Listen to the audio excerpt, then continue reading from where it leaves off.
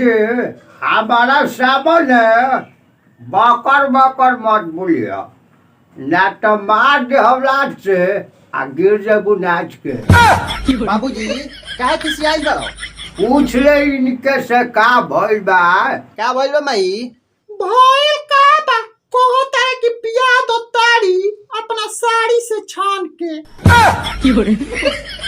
का बाबूजी पहले पियत रहा गांजा आ छोड़ला तो भइल जुआरी। अब बुढ़ावती में कौन सबक जा गइल बा तारा कि पियबत साड़ी से ताड़ी?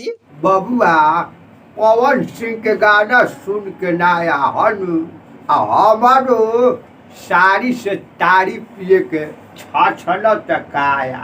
आई हो दादा हे बुढ़ौती में बूढ़ा के छोछना तकाया आ साड़ी से का पियबो लेके आवत निसाया। आई तेरे बबुआ बिया रोक दली आय अइले सन ही हनु आ हसुआ के बिया में तार माई गावेले खुरपी के गीत।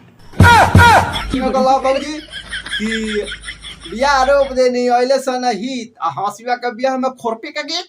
कहले कि साड़ी से छान के पिया दो ताड़ी छछन तकाया आ छछनत करेजा पर हनु आई नीमक रगड़े खातिर लेके अलिए साया। फिर पिया का ताड़ी से साड़ी तो जाए ना किन के ले आई। ई झगड़ा हमारा से ना फरियाई पितामह माते से रहुए फरियाई। भाई का किना तो हो। आवत टिकुली आव बैठ। अच्छा अच्छा अच्छा। प्रणाम टिहू कन चाचा। खुश रह बेटा खुश रह। का हाल बा? कुछ ना भाई खाली अपने मेहरारू से कहले बनी कि पिया दो ताड़ी अपना साड़ी से छान के। तब पियला तो मजा आयल नु। मैं मर्द कहती रहा कि तारा शांत कर दे काया के आ साड़ी से का पियबो ताड़ी पियाए तनी साया से। भाई तहार मेहरारू तो हमरो मेहरारू से बीच बिया। काहे टेहू कन चाचा चाची तोहरे को पिया वाली का दाढ़ी से साड़ी छान के?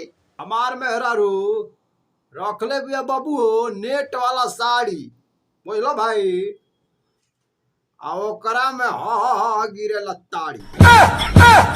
अब जवन गुलाबिया बाबू है नु हाँ मर्दे उ साड़ी छोड़े हमार दबाए उ तो मच्छर मारे वाला मच्छरदानी हो। लेकिन बाबूजी तू टिहू कन चाचा के घरे कहिया ताड़ी पियले बड़ा साड़ी से छान के कि तहारा पता बा कि मच्छरदानी हो।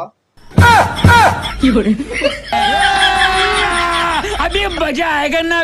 साला फंसा देहलस। तू तो हमार कौन गलती देखे ए बाबू अरे बाप हमार कौन गलती देखे। मजा आया और मैं ये जो मजा है हिंदुस्तान के हर व्यक्ति को देना चाहता हूँ।